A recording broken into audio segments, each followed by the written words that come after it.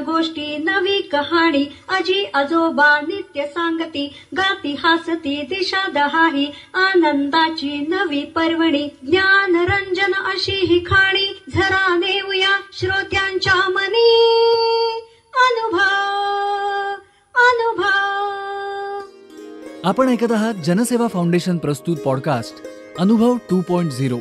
भारत सरकार आणि राष्ट्रीय सामाजिक संरक्षण संस्था, सामाजिक न्याय व सबलीकरण मंत्रालय आणि जनसेवा फाउंडेशन पुणे प्रस्तुत ज्येष्ठ नागरिकांसाठी पॉडकास्ट अनुभव 2.0. प्रकल्प समन्वयक डॉक्टर आर श्रीधर आणि Ashish Tiwari, programme producer doctor Vinod Shah आणि गणेश डावळे, निर्मिती आधीश पायगुडे, स्टुडिओ एल्कॉम पुणे, ध्वनिमुद्रण मुकुंद फडकले.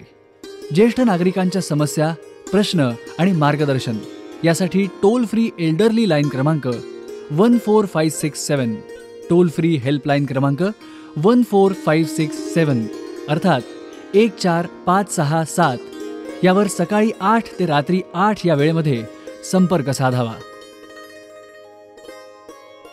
मी डॉक्टर उल्हास लुकतुके, मनोविकार तज्ज्ञ, पुणे. वृद्धत्वाची वैशिष्ट्ये ती काय असतात ही आपण माझ्या भाषणाच्या पहिल्या भागात पाहिली. आता दुसऱ्या भागामध्ये आपण ते सांभाळून कसं घ्यायचं त्या माणसांनी स्वतः आणि इतरांनी हे पाहूया. हाताला कंप सुटतो, शरीराला कंप सुटतो, खादाडपणाच करतात, नको भूक म्हणतात, चिडचिड करतात. इंग्रजीतला शब्द आहे पीव्हिशनेस, PEVISHNESS, पीव्हिशनेस. एवढं काय झालं की रागावतात. मोठे रागावूनच राहतात असंही नाही बरं का, आणि रागवायला मोठं संयुक्तिक कारण असतं असंही नाही. चिडचिड. मग त्या माणसाशी सांभाळून घ्यायचं कसं? तर हे असे शरीराचे कंप, अनावश्यक हालचाली हा एक भाग. स्वभावामध्ये चिडचिड येते, इरिटॅबिलिटी. पीव्हिशनेस, एवढं तेवढं काय झालं की बिनसतं, छोट्या छोट्या गोष्टींच्यावर बिनसतं, तो पीव्हिशनेस. आणि क्रोध, पटकन रागावतात. नाहीसाही होतो बरं का तो राग, असंही नाही आहे की तो कायमचा टिकतो, नाहीसाही होतो पण येतो, एवढं मात्र खरं. आणखीन एक गोष्ट आहे ज्याच्याबाबत त्या माणसांनी स्वतः जागं राहायला पाहिजे आणि इतरांनी सुद्धा त्याबाबत जागरूक राहिलं पाहिजे. ते आहे की त्या वृद्ध माणसाला तो असा जरा बाजूला पडतो ना, त्यामुळे त्याला काय वाटतं की लोक आपल्याला मुद्दाम कटवत आहेत, उर्फ लोक आपल्या वाईटावर आहेत, आपल्या विरुद्ध काहीतरी योजना चालली आहे आपल्याला कटवून देण्याची. हा विचार वृद्धत्वामध्ये वारंवार येतो. त्यानुसार ती व्यक्ती वागते सुद्धा, कधी कधी ते बोलून सुद्धा दाखवते आणि बाकीच्यांची होते पंचायत. जवळचे नातेवाईक, पत्नी काय, मुलं काय, तो वृद्ध माणूस जो म्हणेल की तुम्ही मला कटवायला बघताय, हे करा, असं तसं, त्या लोकांची पंचायत होईल का? सांगायचं कसं? सांगायला लागलं तर मोठं नाटकच होतं. मुलं सांगायला लागली, हा म्हणतो तुम्ही नका मला सांगू, मी तुमच्यापेक्षा 4 पावसाळे जास्त पाहिलेत. आता 4 पावसाळे जास्त पाहिलेत हे इलॉजिकल विधान आहे, पण त्याला कोण सांगणार? असं सगळं जे होतं, याला सांभाळून कसं घ्यायचं हा आत्ताच्या आपल्या ही जी दुसरी 10 मिनिटं मला दिलेली आहेत, त्यामध्ये त्या खुद्द माणसाने आपलं वृद्धत्व सांभाळून कसं घ्यायचं भाग 1, आणि इतरांनी त्या वृद्ध माणसाशी वागायचं कसं भाग 2, असं आपण बोलूया. पहिलं, त्या माणसाने स्वतःबद्दल ही जाणीव राखली पाहिजे की आता आपली क्रिकेटमध्ये बॅटिंगची इनिंग असते ना, तर ती आपली इनिंग आता संपली बरं का. आपण परत खेळाडूंच्या तंबूत येऊन बसायचं, खेळ कसा चाललाय, बाकीचे खेळाडू कसे खेळतायत ते पाहायचं आणि त्यांना उत्तेजन द्यायचं, टाळ्या वाजवायच्या. आपण स्वतः जाऊन मी जातो की खेळायला, नको. तुमचा काळ संपला, तुमची इनिंग संपली. हे स्वतःचा स्वीकार, स्वतःच्या वयाचा, स्वतःच्या शरीराचा, शरीराबरोबरच स्वभावामध्ये, स्मरणामध्ये, स्मृतीमध्ये येणारी कमतरता, चिडचिडेपणा, भावना बिनसतात ते, हे सगळं त्या व्यक्तीने खुद्द स्वीकारलं पाहिजे. हे जर तो स्वीकारील तर त्याला इतरांशी वागणं सोपं जाईल. तो सांगू शकेल की अरे मी जरा आजकाल लवकर चिडतो बरं का, मध्ये रागावलो ना, मनाला नका लावून घेऊ, मला सांगा, हो तुम्ही रागावताय बरं का, सांगा, मी शांत होईन लगेच. असं स्वतःचं स्वतःला सांभाळायचं 4 शीर्षकांच्या खाली. आपलं वागणं तर कुठे बिनसत नाही आहे ना, बिहेवियर. आपली भावना बिनसते का काय? 2 भावना वारंवार बिनसतात. पाहतो आपण वृद्ध लोकांच्या बद्दल, ते रागावतात, हे एक. आणि दुसरं, एवढं तेवढं काही झालं की त्यांना रडू येतं. गरज नाही, क्रोधाविष्ट होण्याची गरज नाही आणि दुःखाने खचून जाण्याचीही गरज नाही. हे ती वृद्ध व्यक्ती स्वतः जर समजावून घेईल, स्वीकारील, तर त्या व्यक्तीला इतरांशी वागणं सोपं जाईल. मतं, मग अशी मतं होऊ शकतात की आता आमचं वय झालं ना, तुम्ही आम्हाला कटवणारच, तुम्ही आम्हाला कटवणारच. हे वाक्य या माणसाने का घेतलं मनामध्ये? आता आमचं वय झालं, तिथे पूर्णविराम. आता तुम्ही आम्हाला कटवणारच.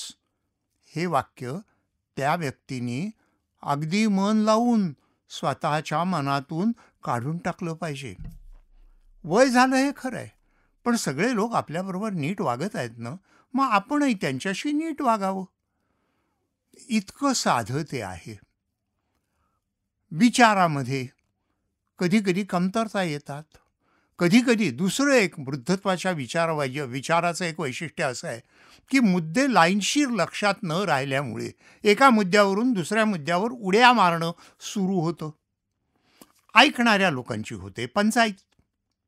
ते सांगतात की हे काय मुद्दा सोडून बोलताय तुम्ही? रागवायचं नाही. त्या वृद्ध माणसाने रागवायचं नाही.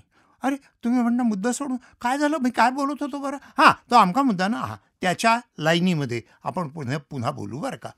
असं सांभाळून घेतलं पाहिजे त्या माणसाने स्वतःला आणि श्रोत्यांनी त्या वक्त्याला. असं सांभाळून घेतलं पाहिजे. त्याच्यासाठी समजून घेणे, आधी ते समजून घ्या, तर स्वीकारू शकाल, तर ते सहन करू शकाल. तो माणूस फार अगदीच काय हाणामारीच करायला लागला, अपशब्दच ओरडू लागला, हां, तिथे मग थांबवणं भाग पडतं, पण सहन करायला काही हरकत नसते. तेव्हा हा माणूस वृद्ध आहे हे लक्षात घेऊन थोडीशी सहनशीलता इतरांनी दाखवली तर ती चांगली. त्याबरोबरच त्या वृद्ध माणसांनी सुद्धा हे लक्षात ठेवलं पाहिजे की हो, आताची तरुण मुलं आपल्यापेक्षा वेगळं मत व्यक्त करतील आणि ते बदलत्या काळानुसारचं मत आहे, म्हणून त्याचा स्वीकार मी केला पाहिजे. त्या वृद्ध माणसांनी टॉलरेट, सहन करण्याची ही युक्ती आहे. हे केव्हा शक्य होईल? जर एक्सप्लेन त्यावेळी त्या वृद्ध माणसाने आपलं म्हणणं इतरांना समजावून सांगणं आणि इतरांनी त्यांचं म्हणणं समजावून सांगणं. कटवाकटवी नाही, रागवारागवी नाही, थोडक्यात आपला मुद्दा समजावून सांगायचा. एक्सप्लेन हे करायचं. पण एक गोष्ट आग्रहाने टाळायची आणि ती म्हणजे क्रोध, राग. मराठी भाषेत आपल्या अनेक वाक्प्रचार आहेत. भडकला म्हातारा, हा वाक्प्रचार वापरला जातो का नाही? सटकलं, त्याचं डोकं सटकलं, बिथरला म्हातारा, हे शब्द वापरले जातात का नाही? या शब्दांच्या मध्ये जो उपमर्द, अपमान अभिप्रेत आहे तो श्रोत्यांनी वापरण्यापासून स्वतःला सांभाळलं पाहिजे. पण त्याबरोबरच जो बोलणार आहे, जी वृद्ध व्यक्ती आहे, त्या वृद्ध व्यक्तीने सुद्धा याचं भान ठेवलं पाहिजे की आता वागण्याची पद्धत बदललेली आहे. त्या बदललेल्या वागणुकीच्या पद्धतीनुसार आपण तरुणांशी वागलं पाहिजे. आता आपण हुकूम करू शकत नाही, आता आपण तरुणांना हातचं धरू शकत नाही, कारण आजची तरुण पिढी अनेक व्यक्तिमत्वाच्या अनेक शीर्षकांखाली वृद्ध माणसाच्या कितीतरी पुढे गेलेली असते. साधं इंजिनिअरिंग, तो वृद्ध माणूसही BE असतो, नवीन मुलगाही BE असतो, पण जुना माणूस ते जुनं इंजिनिअरिंग शिकलेला असतो. आताचा मुलगा इंजिनियर, रोबॉटिक, त्याच्यानंतर आपल्या संगणक यंत्राबरोबर वागलेला असतो, जे जुन्या इंजिनियरला जमत नाही. या गोष्टी समजून घेण्याच्या आहेत. इथे राग, क्रोध टाळला पाहिजे, भावना आपली सांभाळली पाहिजे. त्याला इंग्रजीतला फार शब्द सुंदर आहे, इक्वानिमस. इक्वा म्हणजे इक्वल आणि निमस, नाव देणं. तर जे काही तुम्ही ज्याला नाव देता ते सर्वसाधारणरित्या समान असं ठेवावं. राग काय, क्रोध काय, लोभ काय, चारी भावना, चारी विचार, थॉट, इमोशन, बिहेवियर आणि ॲटिट्यूड, ह्या चारीही इक्वानिमस, इक्वल आणि मर्यादेत अशा जर ठेवल्या तर आपल्याला त्या वृद्ध माणसाला समाजात आणि समाजाला त्या माणसाशी वागणं सोपं होईल. म्हणून शेवटी तुम्ही मला म्हणाल की एका वाक्यात सार सांगा बरं या 10 मिनिटाचं, तर मी म्हणेन की keep steady, keep stationary. Stationary म्हणजे स्थिर. त्या माणसाने स्वतःला स्टेडी, लाईनशीर चालणारं असं ठेवावं आणि आपलं मन, आपली मन, चित्त, बुद्धी, अहंकार सगळे स्थिर राखावेत.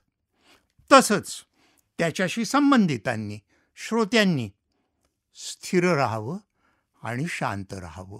असं दोघं मिळून करतील तर ते नातं सुखाचं होईल आणि मग वृद्ध आणि तरुण यांच्यामध्ये एक सुंदर रंगाचं इंद्रधनुष्य आपल्याला पाहायला मिळेल. अशा प्रकारची स्वभावाची इंद्रधनुष्ये सर्व तरुण आणि वृद्ध मंडळींच्यामध्ये जागोजागी उमललेली दिसावीत, अशी शुभेच्छा व्यक्त करून मी आपली रजा घेतो.